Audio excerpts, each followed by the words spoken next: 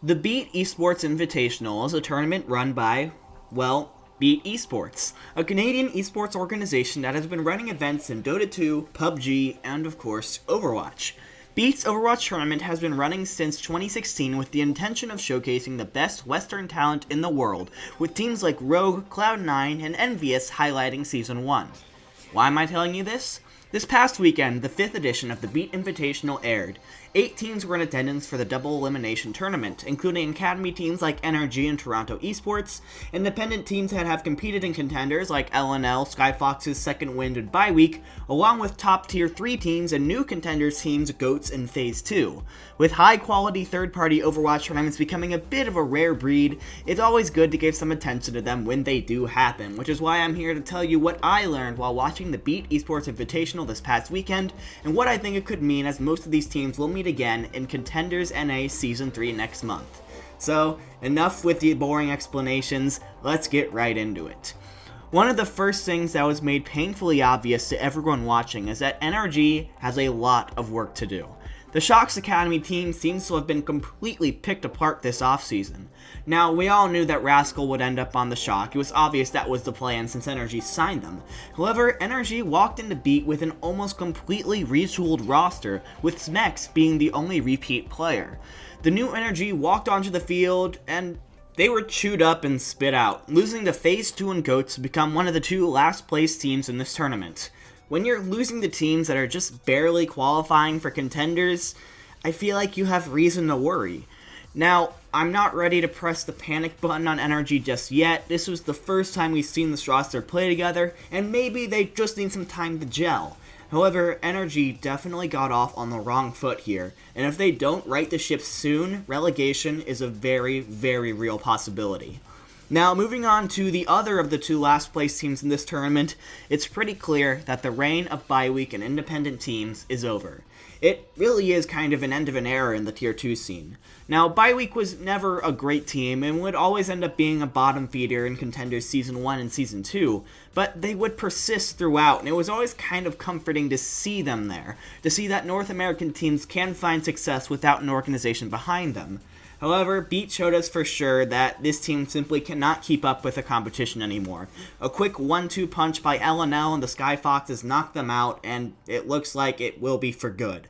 This, coupled with a 7th place finish in Trials, Bye-Week ended up leaving a short "thank you for everything" on Twitter, suggesting that the team is done for good.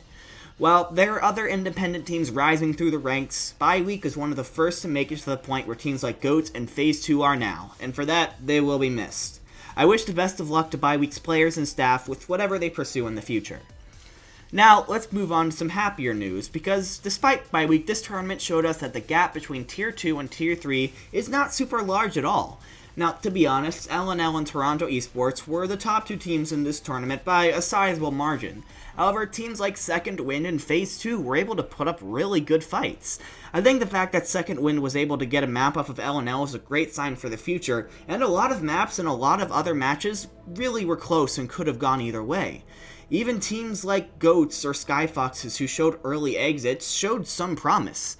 LNL and Toronto Esports I think represent some mid to higher Tier 2 talent, but if these teams continue to play the way they are, teams like NRG or Mayhem Academy, who have both experienced a lot of talent drain, may be vulnerable. Multiple academy teams getting relegated could very well happen. However, this tournament re-secured last night's leftovers as the premier independent NA Overwatch team. Bye-Week, Second Wind, even Toronto Esports, LNL defeated them all for a run through the winners bracket all the way to the grand finals. Now, there was some speculation at the very beginning when Gator, the former GOATS member and rumored Atlanta player, was playing for LNL. It's very possible that Atlanta picked up LNL as their academy team and Gator is on a 2-way contract. Or maybe he was just a ringer for this tournament, we don't really know. But LNL may not be Orgless for much longer. However, for the sake of this tournament, LNL was Orgless, and when it comes to Orgless teams, LNL is just a cut above everybody else. However, LNL did not end up winning. That honor goes to the Boston Academy team Toronto Esports, and they look set to make some real noise this season. Toronto has been making moves all off-season long, signing a new promising support duo in Dino and Swimmer, and the EU superstar for Snakes, Asking, who is popping off throughout the entire tournament. A notable signing that was absent for the BEAT tournament was Color Hex, which may be a soft confirmation of his promotion to the main Uprising roster. Like this was mentioned before, the only team that managed to give Toronto any sort of trouble was LNL, sending them to the losers bracket after a close 3-2 match in the winners finals. However, Toronto was just simply able to outlast them in the end, going straight from second win to LNL to take a 4-2 victory in the grand finals. This roster looks like it could be something special that, dare I say, may be able to compete with Fusion University? Nah, probably not. But maybe. So that's all I have. What did you think about the BEAT Esports Invitational? Do you think there's anything that I missed? If so, make sure to let me know in the comments section. If you enjoyed this video and are interested in seeing more competitive Overwatch content, be sure to leave a like and subscribe.